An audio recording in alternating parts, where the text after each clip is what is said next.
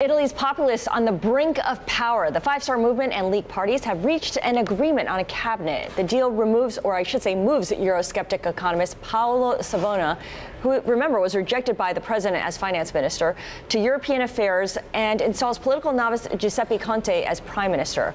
Conte has accepted the role, and the new government will be sworn in on Friday. So joining us now to discuss is Ferdinando Giuliano. He is Bloomberg Opinion editor by phone from Rome. Ferdinando, thanks for joining us. You had written in previous days that the way things were unfolding in Italy, the populists were being driven by politics. They were not being driven by some kind of noble principle. They're jostling ahead of fresh elections. We no longer have elections on the table, but are they still playing with politics here? Well, I think what's happened here is that the Five-Star Movement really wanted to get this government going. The real surprise was the Northern League, the right-wing party, which really was riding very high in the polls and could have benefited from the last election. So they've really, surprised, I think, many commentators by then ultimately going for this government, which will swear in tomorrow. So, it's happening. It's for real. Giuseppe Conte just went to meet the Italian president today. He's read out his name, his list of ministers. And I think what will reassure many in the Italian establishment, and I suspect quite a few on the financial markets, is the replacement as finance minister. I think that's the one thing which most investors will be looking at very closely. Ferdinando, you said it was a surprise, but why has the League assented to a new government when, as you said, the conventional wisdom was that their leader, Salvini, had been playing it very well and were the one party whose poll stock has risen since the March elections?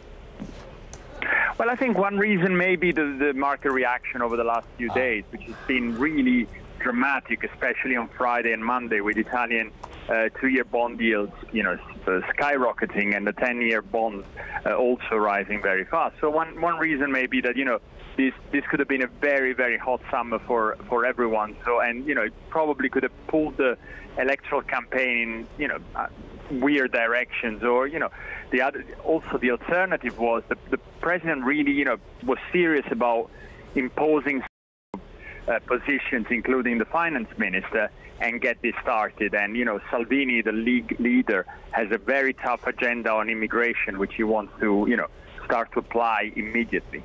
You've got an obvious prime minister now. You've got two extremes in terms of parties forming this coalition. What's the first thing on the agenda for this coalition government? And ultimately, Ferdinando, how long do we think this lasts? Look, I mean, the contract, the coalition agreement they've drafted is a list of unbelievable pledges. Yes. The independent costing of this program is over 100 billion euros for a country with a debt of 130% plus of gross domestic product. So no one knows how they're going to find the money for all of this. And I suspect this is going to be one of the real issues for the coalition. There is a lot of talk about them having tough relationship with Europe, but the real question is going to be how are they going to get along, because their priorities are quite different. The League wants to cut taxes on economic matters. The Five-Star Movement is much keener on giving income support to the poor. Now they'll soon realize that actually there isn't that much money there. And it's not just because of Europe, but it's mostly because of investors who really would like to see what they're going to do. And so when it will become clear that there are budget constraints, I think the wrangling is going to start. And, the real big test for them will be in the autumn when Italy needs to pass a budget. And I think we'll see, how far they're willing to compromise.